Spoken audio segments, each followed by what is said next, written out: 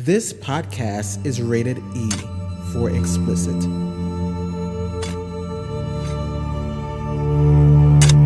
They say the grass is greener where you water it.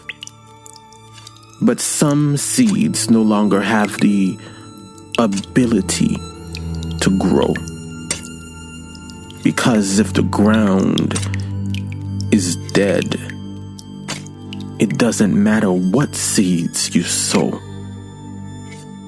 Even the weeds get sad watching you throw good time after bad. Time that will never come again. Like the life you're expecting from the soil you've been sowing in. And just when you think you found a way over the road of authenticity, you're reminded that there's really no way to avoid the fee.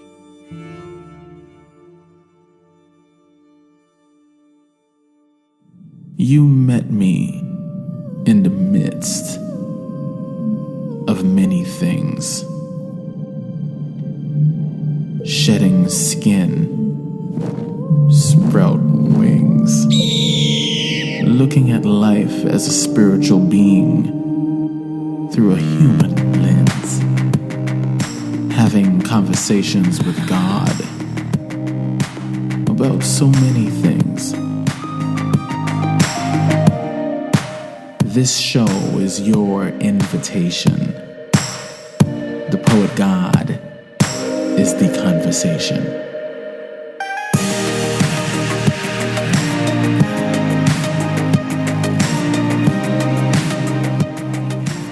To some degree or another, we all want to belong.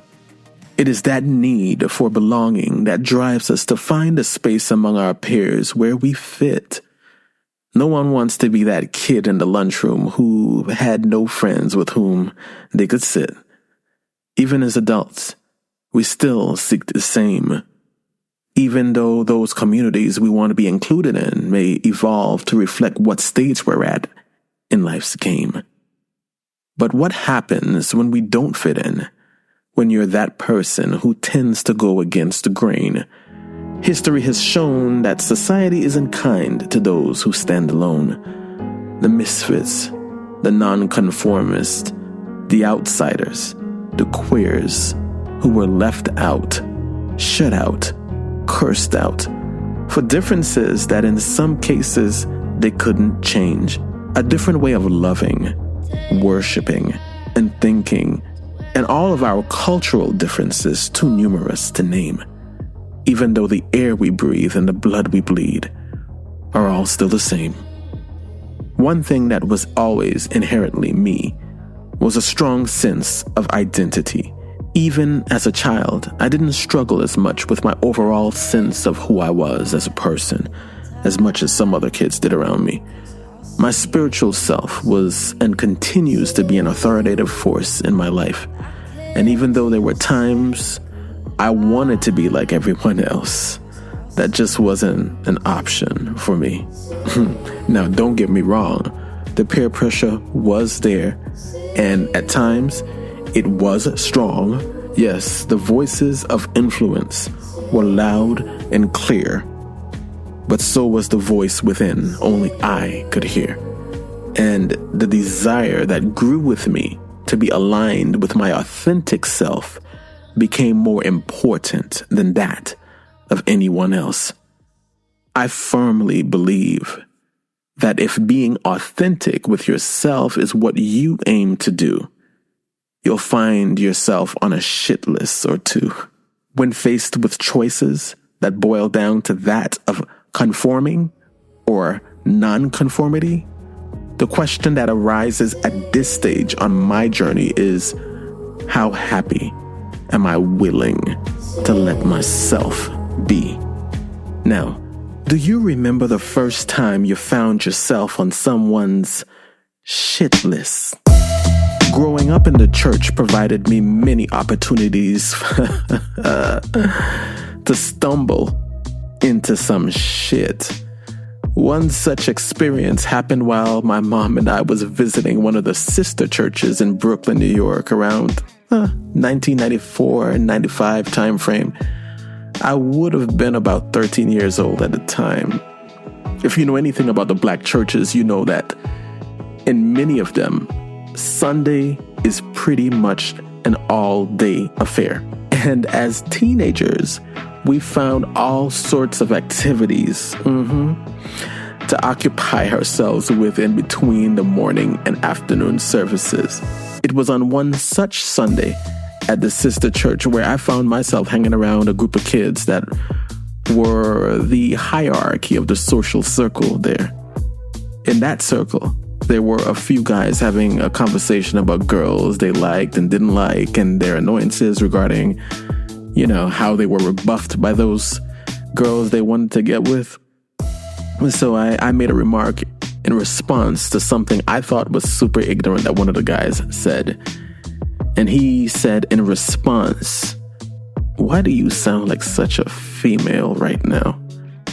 Kids being kids, it was a moment where they all laughed at me and showed their loyalty to their friend and piling on to what he said, etc., etc. Obviously, it was a super embarrassing moment. But I think it struck a deeper chord with me beyond what that moment was about. I shared this story among others with the board. We pick up the conversation with their take on it as we expand it to the broader topic of the cost of nonconformity.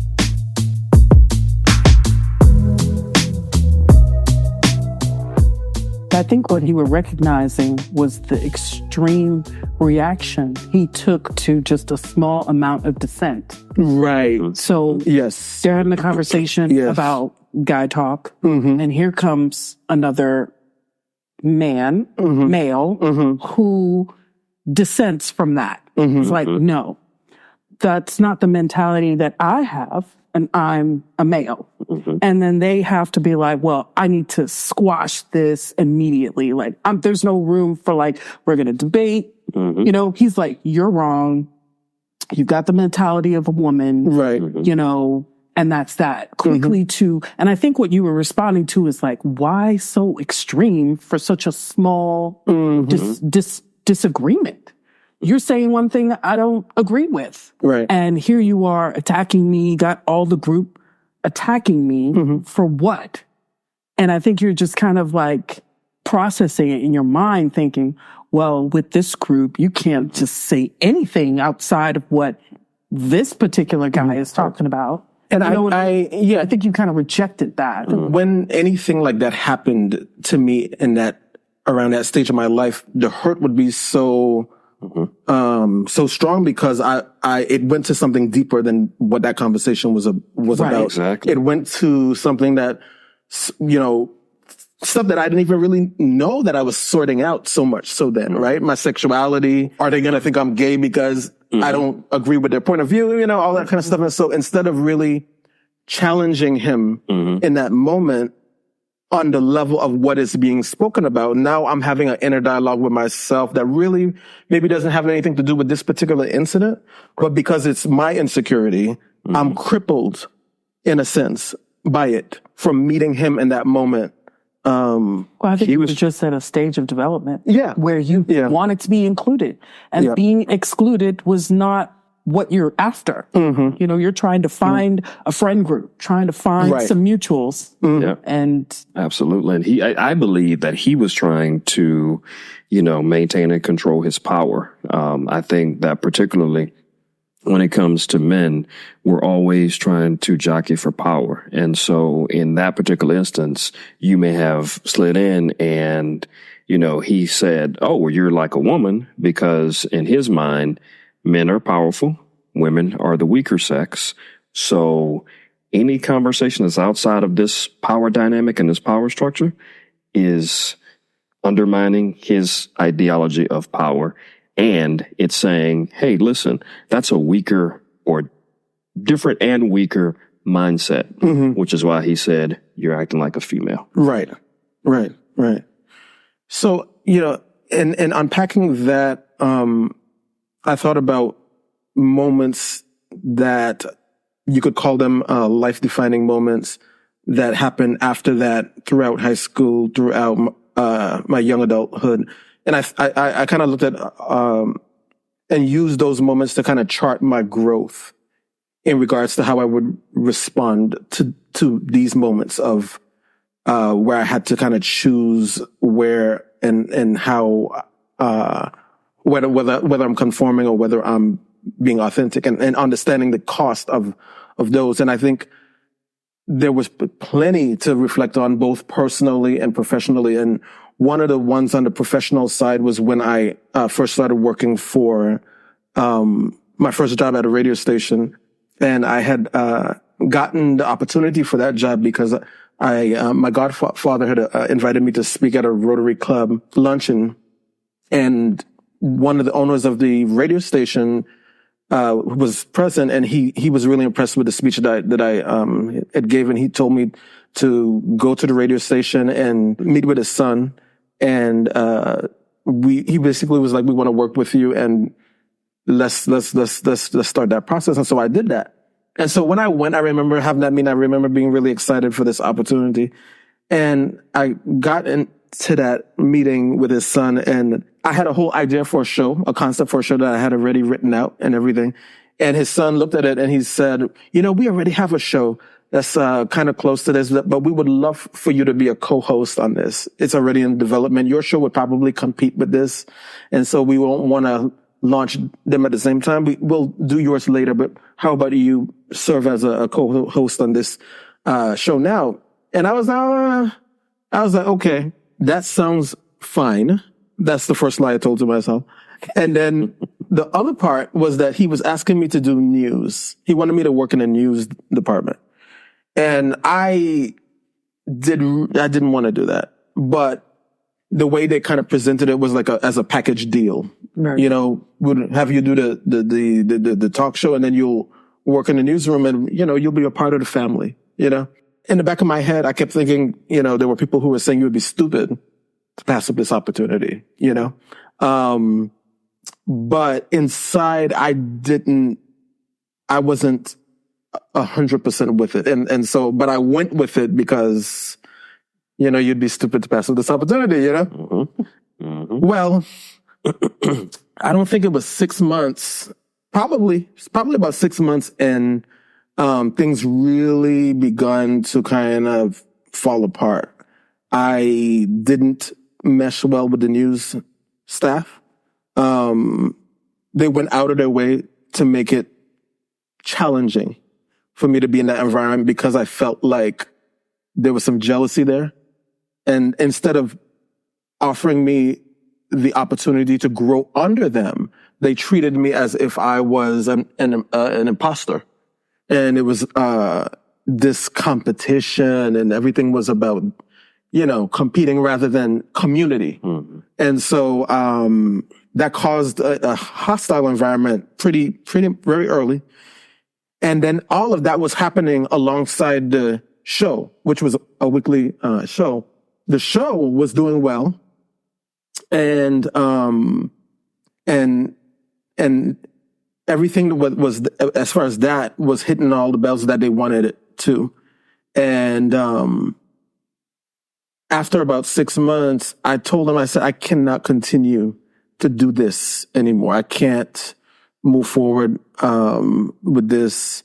And they were very upset. Both shows? You only wanted to continue with one show? Well, I knew, in general, you were like, I knew that it was a package deal. Mm-hmm. So when I objected to the overall experience, I felt like they were probably going to, try to use one over me. Mm-hmm. So I just told them, you know what? And I thought about it before I did it. I said, you know what? I'm so frustrated with it that I'm willing to walk away from all of it. And so, that was my initial thing. So I wrote him a letter though. Mm-hmm. And I explained everything about what this experience was from the beginning to where I am now, and why I'm walking away. So they were very aware. There was no mystery to it. Right. So after I left, one of the guys reached out to me and he said, I read your letter. He said, please take a meeting with me, because I really wasn't answering his calls. He reached out to my stepfather, and my stepfather begged me to take his call. So I took his call, and then I ended up having a meeting, and then we sat and we spoke about everything. And I told him that your new staff is hostile. They're unprofessional. And not only are they the reason why I am walking away, and is the reason why so many before me had. And so maybe nobody ever addressed this with you in this way, but this is something that you need to be aware of. And so he acknowledged that. And he said, well, I would love for you to stay and continue the talk show with the rest of the crew and so forth. And I objected to that too, because although it was going well for them, I felt like the show was going around in circles because I didn't have the power to produce it. I wasn't the producer, I was the co-host. So I told them, I said, this show is going around in circles. Y'all talking about the same shit every week. We're not moving forward and we're not progressing in the topics. Where are these conversations going?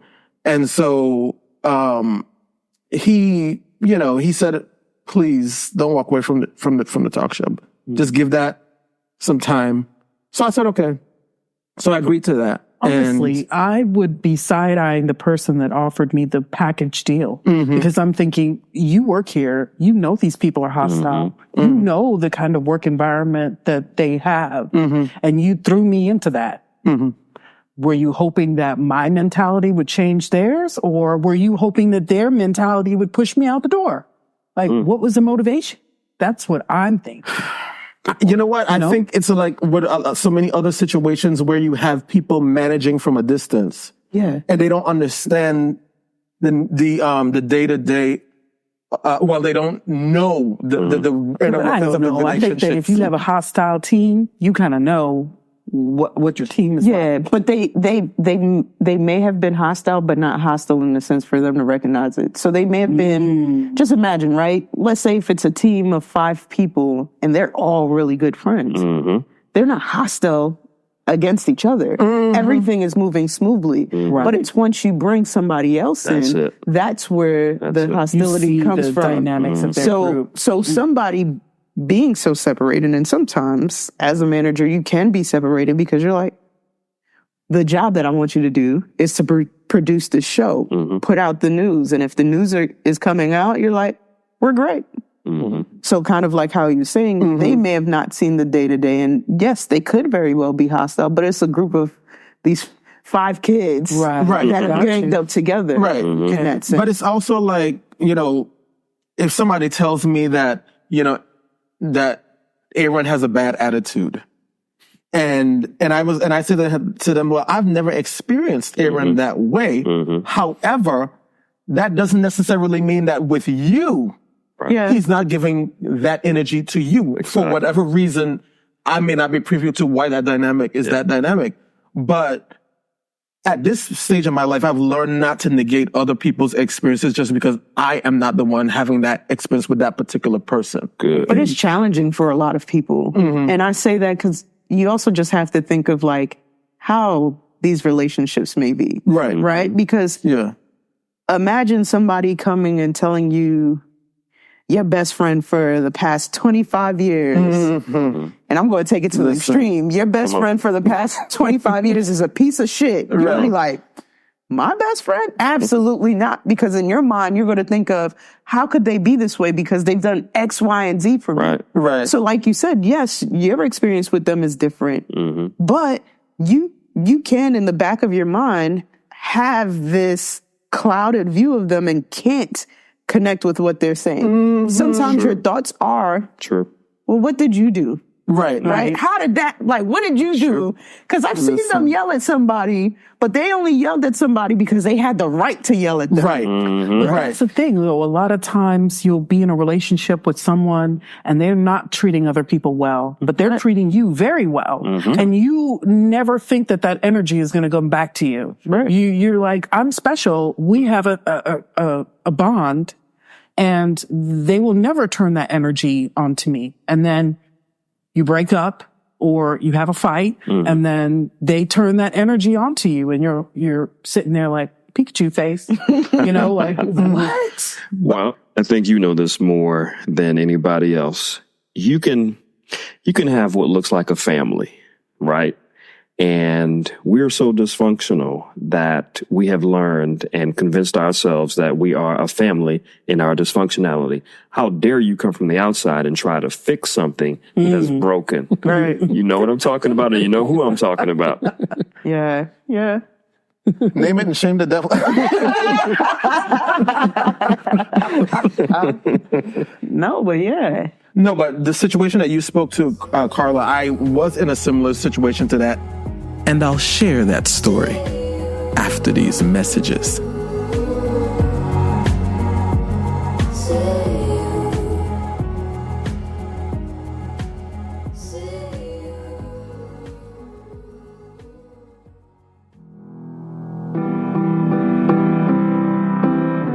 Hey guys, I'm Joseph, a member of the board, which is what Akil refers to as his community of friends and supporters. We all have something valuable to give. And sometimes it's as simple as giving someone else a reason to live. On behalf of all the board members, I want to thank you for listening to our podcast.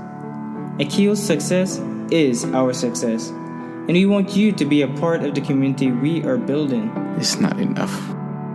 It's not enough. Because you are the very foundation we must build it on. It's not enough to tell people that they matter. We have to show them. Like my friends showed me. So tell a friend, leave a review, and keep in touch. We want to hear from you because it all matters. Just as you do.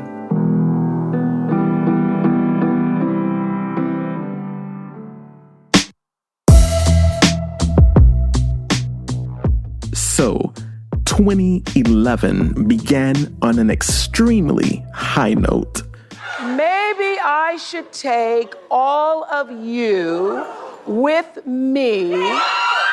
Because I got to travel all the way on the other side of the world to Australia. To the other side of the world. We're going to Australia! Now, by itself, that would have been excitement enough. But I got to do it in the lap of luxury, under the shadow of celebrity. And who is a bigger celebrity than Oprah Winfrey?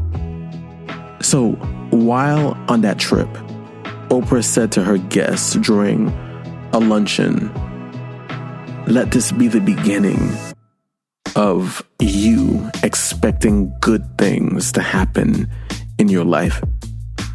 It was just a few weeks after arriving back in Atlanta from that trip that I got the opportunity to be a script supervisor on the set of a thriller. And if you know me, you know I love a good thriller. Now, this thriller was filming at a mansion with a view from the hills of Malibu, California. I was so excited about the opportunity, but nervous. But my friend, who I'll call Brad, who opened the door for this opportunity, assured me that everything would be just fine. And it was, at first. Now, to protect the privacy of those involved, I won't share the name of the movie. So, a few weeks after the film had begun shooting, Brad had provided me with a car so I could drive myself to work, which was at least an hour or so from where I was staying with him to the set of the film in Malibu. Now, at some point, his niece came to visit for a few days, And during that time, she would spend a day on set with me and the rest of the crew, which was perfectly fine because the director of the film, who we'll call Harry, was a longtime friend of Brad's. So one evening on the way home from a long day of shooting, Brad's niece, who was about 16 years old, nervously asked if she could talk to me about something. So I said, sure, what's going on? She then began to describe how over the course of the time she had been on the set, her interactions with the director went from friendly to creepy to sexual. He had advanced to making comments about her figure by the time she spoke to me about it.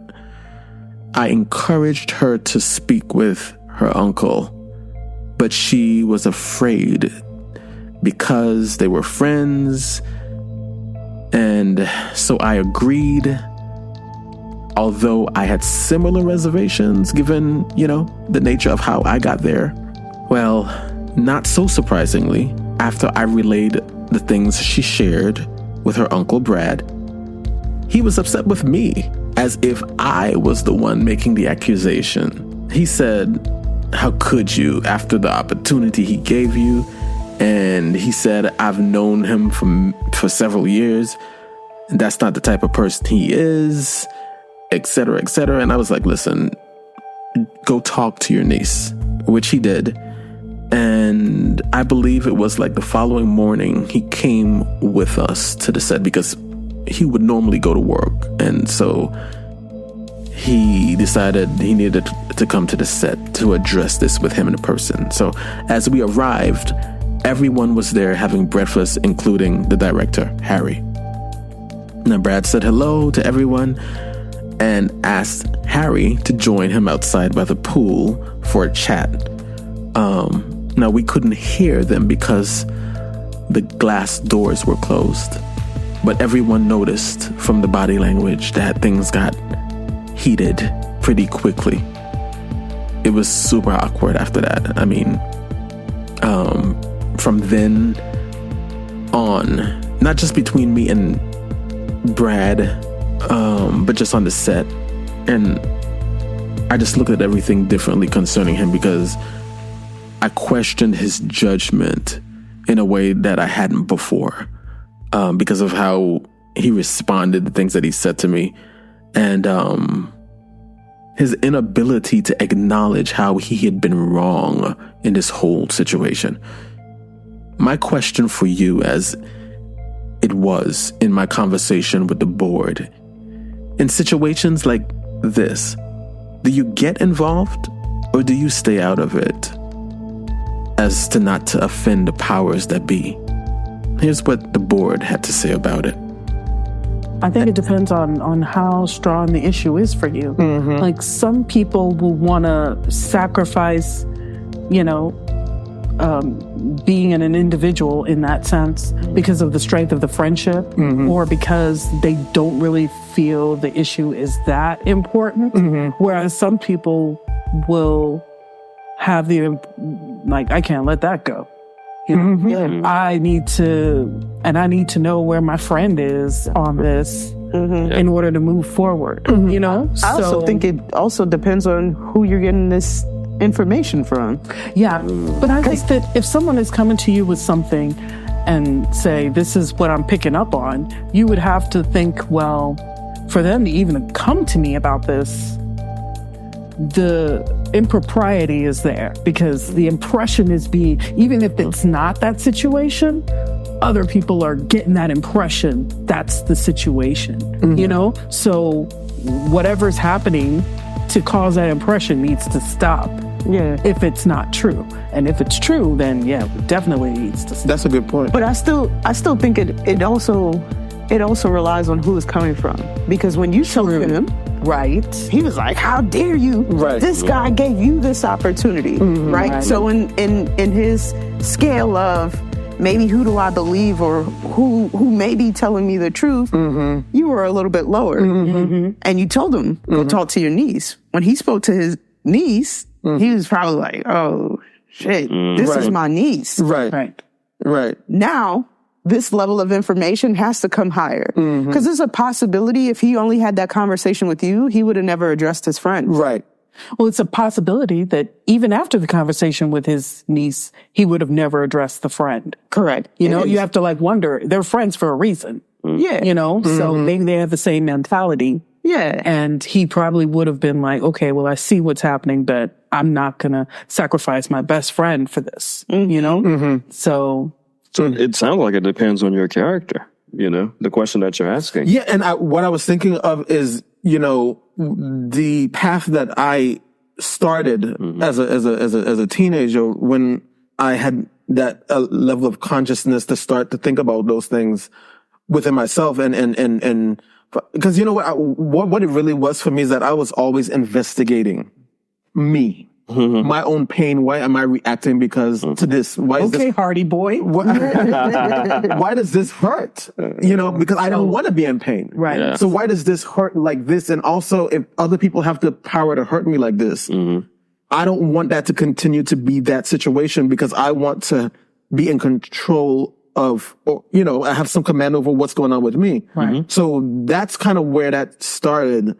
And so once I started to get to deal with some of these issues that I was dealing with, that was the first reward for me, was having more of a command of myself and being able to not be so terrified within myself that I can now speak to issues that other people would present to me or a situation would indirectly present to me. And so, But do you think you naturally have a dissenting voice and other people recognize that and they want to stamp that part of your personality out because they know you're a natural questioner? And some people don't really react to that. You know what I mean? Probably. Well, I mean, I'm just saying that, you know, sometimes people have independent thoughts and they always make their thoughts known, you know, and some people don't like that. You know, when they start, they're like, this person has a voice. You know, they might not always agree with me, so I need to get them under control so that I can guide them. You've had a lot of people come at you with this sense of like, you're too independent. I need you to get on my team. You know what I mean? yeah. And I would say this too, not just independent, but an independent thinker. I didn't walk in the light of that at that stage. So I wasn't thinking that I was that person. I was just thinking that that I don't understand why this is going this way, so I'm going to speak on it. And so speaking on it had a cost that I think at the time I wasn't able to deal with really well because of what I was dealing with within myself. So it was only later on, like I said, I after dealing with my own stuff, much later on, that I felt like, okay, I can speak on something now. And if somebody tries to attack me with something, I said, well, you know, I'm dealing with that. So you're not going to be able to use that anymore. And that's what I wanted to grow to. Now, I'm summarizing it now, but that shit took like 30, 40 years. Yeah. So, you know what I'm saying? But it's hard to see yourself as like, you think you found your group, you found your people. Right. And it's hard to like think that maybe some people were just going along with you because they were just too afraid to voice their own opinions. Yeah. You know? Speaking of opinions, this is a very unpopular one. I'm sorry. Go ahead. You want to No, I was just thinking about the whole situation. He talked about the whole group because looking back then, the people in the group, they're with the guy who was making the statement, but we don't know if everybody in the group agreed with him. True. They are part of the group. They're there because they want to be a part of the group. Right. So being a part of the group means even if what I feel I may not want to agree, I don't want to voice it because it may make me get out of the group. So he may not be aware that there could be people who have the similar voice, but not aware or willing to voice the same opinion because of fear that they themselves be taken out of the group. Right. Well, in business, we call it groupthink. Correct. But I want to say something. Akil, please don't curse me out and please don't kick me out when I say this. This has been a point of contention for many years. I don't agree with the way in which she's carrying on and doing it. However, to an extent, Monique has not conformed. She has actually been authentic in what she's saying the way in which she's going about it is probably the incorrect way that we would go about it. But to an extent, she's speaking truth to power, to her power. You're talking about Monique, the comedian, actress, entrepreneur. But when you go about it in that way, you create people not hearing you. Right. You undermine your own message. Seeing you, because the first thing they see is that thing that comes, aura that you're bringing, and they're just not hearing you. Even if what you're saying is true, people are turned off just by the way you're bringing. Well, I think that maybe she doesn't recognize that there's more than one way to bring things to people. For her, it's either I shut up or I aggressively go after my points. Right. And she doesn't realize there's other ways to get people onto your side. And that it doesn't always have to be with aggression. She doesn't recognize that because she's never seen anybody in her life make that work for them. That's absolutely true. So to your point, when you go back to what you're saying, it took me 30 or 40 years. I think that Monique is still trying to figure that out. The little girl inside of her is still trying to figure out, how do I convey a message that is powerful without necessarily having to conform to what everybody else says that I should do.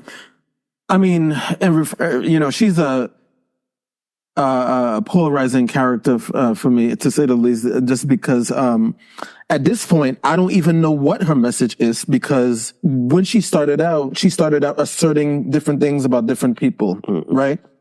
Now, there's a bunch of people in her wake that had nothing to do, who she attacked, that had nothing to do with her initial assertions, right?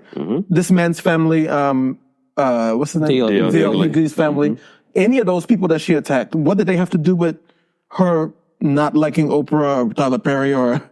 Right. But these people became a part of her rampage, and that became some really ugly stuff that I'm like, girl, you need to go sit down with a therapist. But it's like he was saying, just in the sense of her not, and it could be her, everybody has childhood trauma, right? And I think whether it's positive or it's negative, our childhood is really what makes who we are as an adult.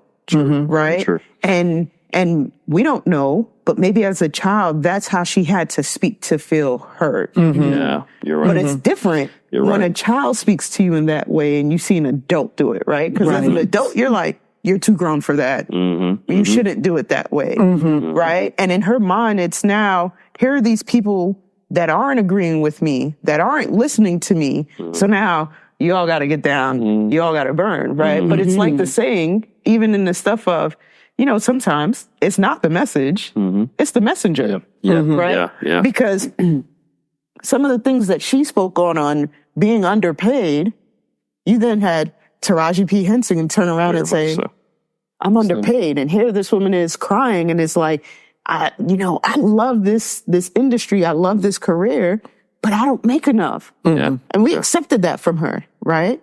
Because the message was the same. Yeah. But the messenger was who was what made it different. You have to analyze the way the delivery was. Correct. Monique's delivery was angry and forceful. And how dare you not recognize my worth? Taraji's method was, I'm hurting. How dare you? Not even how dare you. Like, why can't you recognize my worth? Good point. Correct. So it's a little bit humbling. Correct. But it's also pandering because she's crying and emotional, things that we expect women to be. And we're like, okay, I can hear your voice now. I understand it because you're coming to me with tears. But if you came to me all angry, demanding that you should be paid the same as me, I don't like that. Unfortunately, to take it there, I also want to put in the fact that it's a Black woman. And sadly, right, as much as we don't want to always revert to race, you do have to, right? Because of how people are looking at you as you say your message. Right. The way that people perceive you, the way that society perceives Black women, right?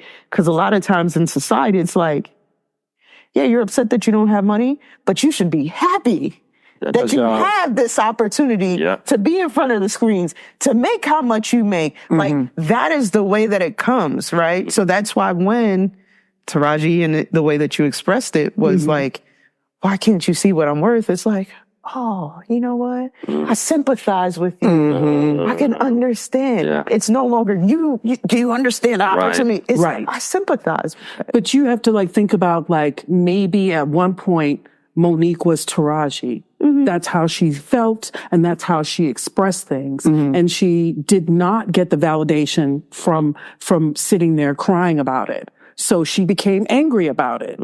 So now she's looking at y'all listening to Raji going like, I just said that. But you're willing to listen to her because she's crying. Why, when I cried, nobody was listening? But correct me if I'm wrong.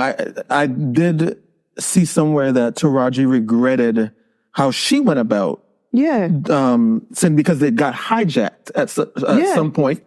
I think Monique was part of the hijack of the message. And then her minions that followed that drama kind of took it with that, bringing it to that negativity. Then it became another rebranded attack of Oprah and Tyler Perry or whoever. And Taraji was pushing back on that. Distracting you from the conversation. Making it about look at those two people fight. And nobody's talking about what the conversation is, the pay disparity. And I think she was trying to say, listen, that's not what my message was. Y'all are taking it and making it something completely different than what I'm saying. Then again, nobody's talking about the actual issue. Nobody's talking about the actual issue about, the core of what's going on. And it's not that it doesn't have merit, it's that the delivery has betrayed it. People are not listening. But I think that people are also not recognizing that there is a deliberate attempt to steer you away from the message. You know what I mean? So it's like, okay, they see that people are really resonating with what Taraji is saying. And they are like, we can't have this conversation. I don't want to have this conversation. So let's bring Monique back in the mix and let her mess up the water and make it all dark and dirty and everybody's angry and throwing out personal attacks. And there's no longer discussion about money anymore. It's about like, Monique, why'd you say that? Exactly. Why'd you do that? And DL, where did you come from? You know what I mean? I also think it's what we accept, right? And why I say that is in the sense of it all, as a society, we accept the drama more than anything else, right? So we can rip apart whatever you're talking about, but if there is something spicy, if there is some drama in it, that's what we're going to take down and dive into. Yes. Right? Yes. Because even something so foolish like the new Bad Boys movie is out, and here goes Stephen A. Smith talking about Will Smith. You gotta apologize to Chris Rock for what? For what? Right? But that's what the push is, right? So even now, I've seen more things talking about this than the movie itself. Exactly. We got to push that drama. And Stephen Smith is distracting from what was said about him a couple of weeks before regarding women basketball. Correct. Well, and not just that. Correct. And Trump too. When he was talking about, how if and when, because it happened, Donald Trump was convicted, that black people can relate to that. So, this is what I'm really understanding about us as a group, as a norm, as a society. It is easier for us to throw stones at other folks and not do the work that we need to do in order to heal. And I think that's the point that you were getting to. Specifically, and easily distracted. It's a common tactic, easily distracted too. To distract yourself because the problem is too deep. So you brought up a problem to your friend, like, hey, your best friend may be a predator, and he doesn't want to deal with that problem. But he will initiate an argument to split their friendship up so they can talk about, well, you know why we're not friends. It's what you said and it's what you did. And they don't have to acknowledge that he doesn't have to go to everyone and say, the reason why me and so fell out is because he's a predator. You could tell everybody the reason why so-and-so fell out is because we had an argument, things were said, we're done. Like people don't want to deal with the problem, so they'll deflect and talk about something else, get mad about something else, and then you don't have to heal the relationship with that person because you've already destroyed it on some other stuff. Yes, absolutely. You know? Do you think there are situations where you can still maintain your authenticity and conform? We'll talk about how that may be possible. Right after these messages.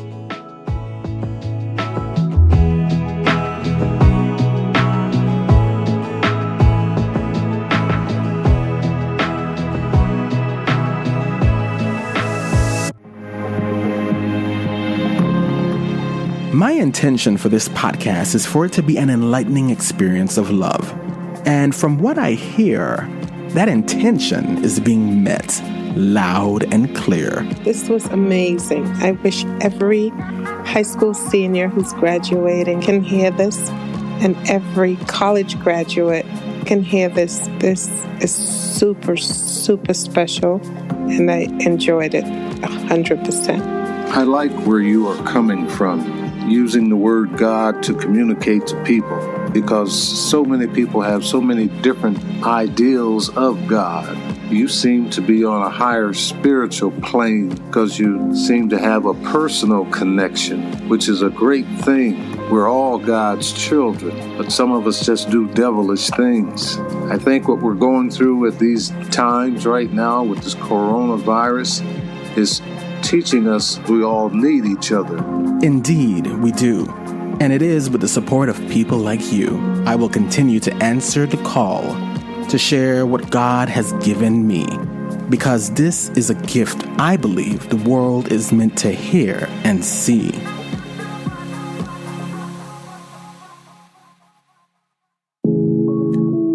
Did your beliefs surrounding astrology help lead you to your match? Or did you discover later that they weren't quite the catch? Would you ever go as far as to say that there is a wrong sign for somebody? Tell the truth, shame the devil. I think if I followed it might have kept me out of some relationship. Do you lean heavily on the stars in your search for love? Or did you get those scars from the fall above? I date somebody and it's like I can tell, I don't know when we gonna break up, but I know why we gonna break up. The board and I assembled to take a look at all the signs. Those that show up on the charts. Cray-cray, just because they're a Virgo and a nice kind, so they can still be a little cray-cray. And the others that are the matters of the heart. Listen to the matters of the chart. Season 4, Episode 7. And after you follow the Poet God podcast on your favorite podcasting app, a quick search of the Poet God on Twitter and Instagram will connect you to just what we have on tap. And if you're not that social, at thepoetgod.com, we got your back. I had somebody ask me, is your mother a Pisces? Before they even want to talk to me. That's exactly what I was talking about. That's the too deep part. That, like, anybody who's too deep into that, and my question to them would have been like, okay, so were you breastfed? Sorry.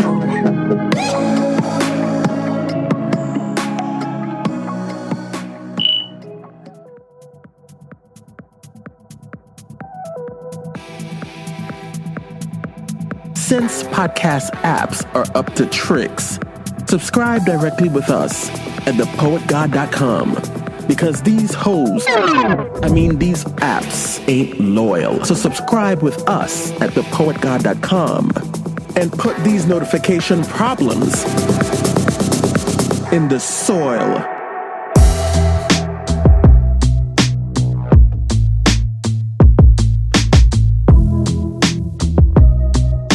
I had an uncle of mine who used to remind me every time I was doing something that he didn't feel I should be doing. He would say to me that I'm on his shit list, and I always used to thought it was the funniest thing, because that meant for him that I was doing something that the family would be upset about. I was speaking out about something on the radio or writing about something in the paper that would put the family in a negative light, and it's like, why are you doing this? And my insistence on doing something that was healing for me was framed by him as being something that was hurting the family. And so he would say that you're on my shit list. And so I just, again, and thinking about the whole thing. But what does that mean? Like when you get on the list, how long are you on the list for? Is it forever? Like you don't get off the list? Or is it like, if you want to get off this list, you'll do X, Y, Z? I never cared enough to investigate. So I have a question though, because even thinking about it, do you think you can authentically conform? Right? And what I mean by that is, do you feel like you can find a healthy balance of conforming in a way that still allows you to be yourself? I'll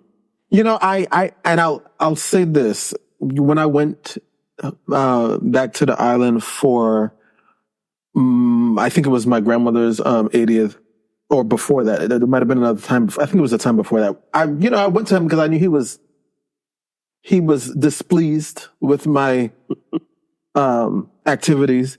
And so I went to him and we had a conversation, and he said to me, and I'll tell you what it was specifically about. After participating in the Oprah show and the 200 men coming forward being molested, I had spoke out about it. The government of the British Virgin Islands had asked me to serve as an ambassador for child abuse and all that. And so I spoke about some things, and I wrote about something, to their displeasure.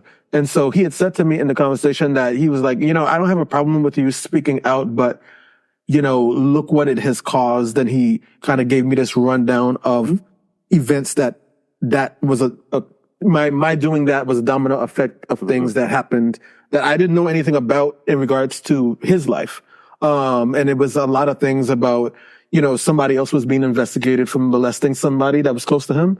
And because I spoke out about it, it put more light on that situation so people were, had a microscope on them more so than they probably would have had I not. But he doesn't recognize what he's actually telling you, because he's blaming you for all these other things. And he's saying, what was the alternative? Me keep quiet forever? Because when would have been the perfect time to bring this up? You're saying like, I should have never brought it up, which is really your problem. Right. And of course he'll backtrack and say, I'm not saying that. I'm just saying you went around in a way that I didn't like. Well, when I was molested, that's when it started being messy. Right? At this point, me speaking out about it is now doing what I need to do to heal.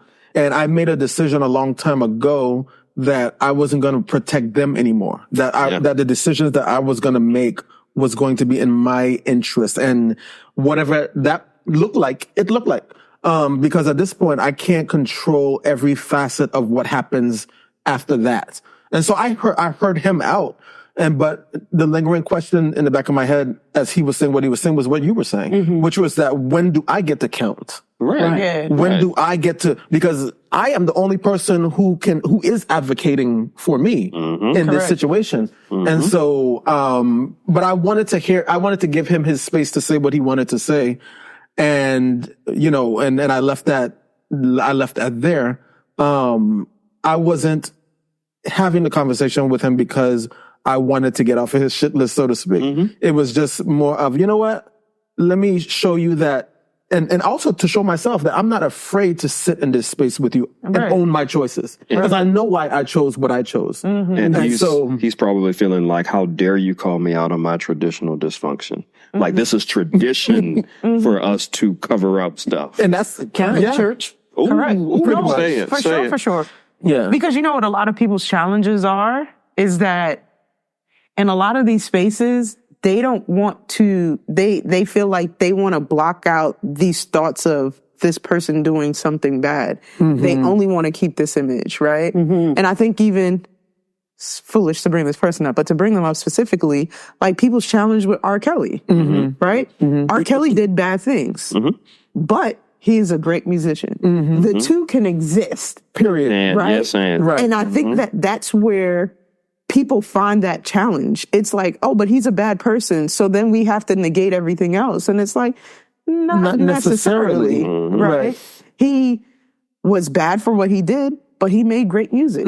Just like whoever your uncle knows or whomever these people are, they could have been great at something, but they did a bad thing. And it's okay to understand that both of these perspectives, both of these things exist, but a lot of people just don't want to take it in. They feel like it has to be all or nothing. So it's either I'm completely accepting of this and everything else is washed out, or I'm completely accepting of this and it's impossible that these bad things happen. And maybe it's an unwillingness or space in which we are in our evolution that we're not willing to love. And yes, it's a very narrow way of loving. It's like, oh, because like you said, my uncle did this, or because, you know, my mom did that. I can't acknowledge that because, you know, if she did this to me, you know, she's my mom. I can't talk about it. I don't want other people to look at her in a negative way, but she did this to me, you know, all of these, but all of those can be true. You can still love her. She's still your mom. Correct. But she did do this thing to you. That scarred you. And all of those can be, and you can love her and still, hold her responsible at the same time. Correct. But a lot of people, I don't think, are in that space where they're able to do that. It's too complex. It's too complex. People, you're either good, you're either bad. You're either right, you're either wrong. You can't be halfway right and halfway wrong. If I see you as halfway right, how can I fully punish you to the level that you deserve? You know what I'm saying? Yeah. Like, if I acknowledge the good in you, how can I really enact the punishment that you deserve? You know, so some people, for the simplistic, for their mindset, it needs to be all or nothing, you know? And some people are like, it doesn't really have to be that way, but it's like, I need to mete out my justice. So I can't just be like, oh, but he's a good musician. I need to get my justice, you know? So for some people in their minds, they're like, how can I love someone and they be bad? So if I love them, that means they are good. Right. Yeah. You know, And they don't want to have that conversation in their mind thinking, yes, but they can also be bad. Yeah, but that's an interesting point, because you know what it makes me think about? How we deal with that within our personal relationships. When we have a friend that hurts us in one way, but there's still other parts of them that were authentic and true. And how do we balance dealing with this betrayal that they did and dealing with directly even with relationships. Somebody that's like, again, I feel like I'm bringing up terrible examples, but I want to bring it up because I think it needs to be heard. It's like, unfortunately, when you hear a woman that's like, yeah, my man hit me for the first time, but he's never done it before, so he's never going to do it again. That's a heavy one, Carla. But I have to say it in that sense, right? Because it connects with it in the same way. It's like, oh, you've seen all this good, right? Because he takes you out, he showers you with all of this stuff, and he hit me, and then you're like, well, you know what? To make it turn around this way, you know what? It's because I got him really upset. Right. Because of this and that. Because I can't see him potentially being this bad person. Right. All I can see is this good. And this snippet was not of him. It was of me. Because I'd rather accept my own fault than accept it in somebody else. And depending on what the culture is that you're from, some women or people believe that if he doesn't beat me, he doesn't love me. Yeah, often. But it's also like, if you tell them that all of that good behavior was a manipulation to treat you bad, they don't want to hear that, because in their mind, they're like, well, then I'm not also a victim of physical violence, but I'm also a victim of mental manipulation. And I can't accept that. Yeah. Right. I would rather believe that you loved me and that you lost yourself than I was being manipulated the entire relationship. Try getting men to understand that. That is the hardest thing that I've probably had to do as a therapist for the last 6 years. Because men can't accept that they've been manipulated? Cannot accept that emotionally they have been abused. Very interesting. Yeah. I can see that. Okay. I think there's so much variables here to navigate with this, that at the end of the day, you in order to come out of it, regardless of what you're navigating, it has to be from a point of view of self-love and self-care. And letting that be the guide in which you decide to what extent I'm going to deal with the bad that this person has given me or the good that this person has given me. How much of that can I deal with? And I think for me, at least, it has been that barometer as I've grown to love myself better, because there's shit that I used to tolerate that I would never tolerate now. And that changed with my love for myself. And you recognize real love, then you can recognize when your actions are not coming from a sense of real love for yourself. Correct. But it's coming from a sense of, this is something that I want, and it's not really like love. Right. You just kind of like want the image of that person you have in your mind, and you're not really looking at what you want, which is to have a loving, stable partner. You're projecting an image onto this person, and they're treating you in ways that are like not in alignment with that, you know? Desperation, necessity, attachment. That's why people actually stay in abusive relationships. I'm going to bring up something that you said that was very powerful. You were talking about, can you be authentic and can you conform at the same time? So, in my opinion, I told a couple of clients this. When you're people pleasing, which essentially is what conforming is, that is the most disingenuous and inauthentic version of yourself that you can be. Would you say that? I can agree with that, but to an extent, right? So what I mean in the sense of it is, like, let's maybe look at it in a different scale, right? Let's say if you're big on family, right? And you're like, man, because I'm big on family, there's this event that's coming up and I want to make sure that I bring the family together, right? And in this moment, your family is like, you know what? We don't want to do it there because it puts us out the way to do it there. And you're like, no, but I planned all of this and so on and so forth. But you can conform to say, because of this, because of my love for family or my want for this moment, I'm still going to authentically be myself because of this, that I can take this and switch it a little bit and maybe not do exactly what I want to do just to mesh and appease these people. So you are people pleasing in a sense, but it's not at detriment to yourself. Right. Gotcha. So that's where I'm like, because the end goal is still getting you what you want. Correct. Right. Correct. So that's where I was like, is there a way to do it? Right. Because again, that end goal is still what you were looking for. Right. And you still get to it, but there were some pushes and pulls to get you there. And I like that you said that point, because I actually read a piece on that about a situation where this couple was dealing with some things and how to navigate it. And that is essentially what one of them said, is that there is room within you being your authentic self to shift and adjust and so forth. It doesn't have to be so narrow that you can't think. And I love that example as a example where you can shift. And I'll give one that counters that. For me, I had a friend, probably downgraded to an acquaintance now.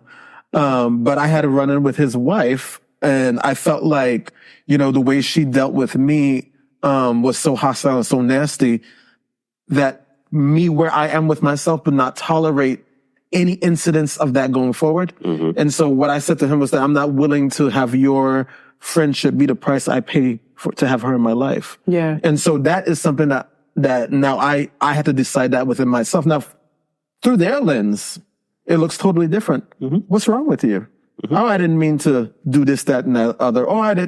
Oh, she was just, talking to you like how she talks to all her friends. Oh, all of these things. And I'm like, well, that is not the reality I want to exist in. And that's something that I have to decide for myself.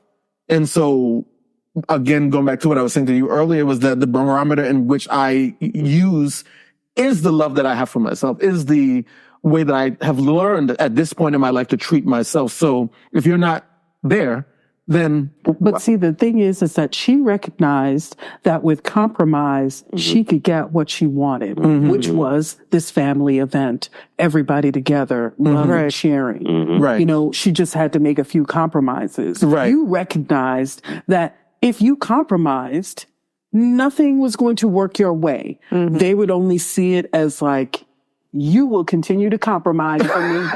You will continue to compromise for this relationship. That part right there. So I think there's two different situations where she could recognize the benefit in compromising and conforming. Right. Where you recognize like, these people aren't worth compromising for. Good They're not worth compromising for because they see compromise as a weakness. They see compromise not as the adult thing to do, but I won, you lost. Right. Yeah. And also, if you never even acknowledge what the person is saying to you in any way that they can respect, then what are we doing? Because... Well, to your point earlier, to the initial conversation that sparked this conversation, you said you were challenging a norm and you were challenging his power, just like you know, many years later did the same thing with your friend and his wife. Just a side note, just real quickly, 48 laws of power. Law number 31 is what I heard you say. Now he's making me mad. He knows I'm down to the numbers. Get others to play with the cards that you deal. That's exactly what you said. Or what I heard you say. I get that. Yeah. You know, I have that book. I couldn't finish that book. It was difficult for me too. Yeah. It was hard. Yeah. I didn't like it because to me in the back of my mind, I was like, this is teaching somebody to be manipulative. That's really how I look. And I was like, I don't like this. So that's the shitless conversation. And I look at it now as when it comes to people shitless, you know, if I'm not on a shit list, I don't know what I'm doing. You know, if I'm on now we're getting the dissenter in you. I think if you flip the switch where you're just like, you're going to be the outside guy, causing chaos and you what happened. Yes, Jasmine Crockett, you are the dissenter. No, but I think kind of to your point, the older that you get, you know, you've had more time to learn yourself. Yeah. Right? Because 7-year-old, you probably wanted to be president, astronaut, physicist, music star, all of this, right? Because when you're young, the world is so vast, right? And the older you get, honestly, the smaller it starts to get. And we see it in so many different spaces. Like when you're a child, everybody's your friend. And as an adult, you're like, nah, that's my associate. That's my coworker. Right. That's somebody that shops at the store with me, right? Right. So you know, your things start to get smaller, and it's because you do start to learn more about yourself. You start to say, you know, I didn't like that. My whole life I ran, but I ran because somebody else liked track, not me.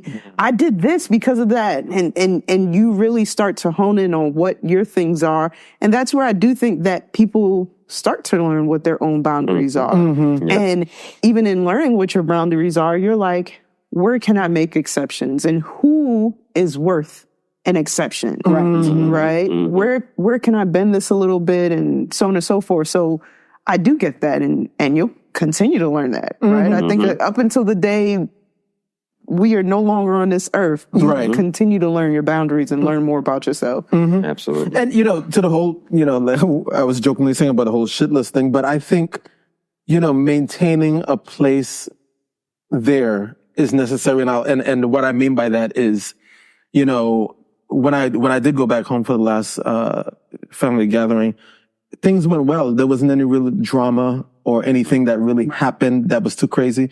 And so a friend of mine who has been at a front row seat for all of this, he was joking with me about the whole thing. He was like, oh, I mean, maybe some of these relationships will, you know, thing. And I said, no, they need to keep me on their shit list. I'm going to end up back there anyway. But I also think that even you standing your ground in that sense, it's going to allow them to conform because what they start to learn is regardless if we don't like it, he's not going to give a damn, right? And he's going to do what he wants to do. So now we just have to learn how to shift our navigation with him And in the sense of not like saying, oh, we won't talk to you, but I'm not going to yell at you for doing something I didn't want you to do, because you're going to be like, okay, I did it anyway. That part. So, so it may be you no longer conforming, but them doing that, because they're learning, like, this is where you are. This is where they're going to meet you at. Period. Well, there's a person in your family that resents you for having the strength to do what you do. Oh, for sure. And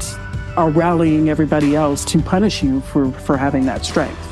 For sure. You know? How dare you live in your freedom? Exactly. Exactly. I mean, and I'm sure that on some level that campaign still exists. It's just that it doesn't have the power it used to, and that's the real difference.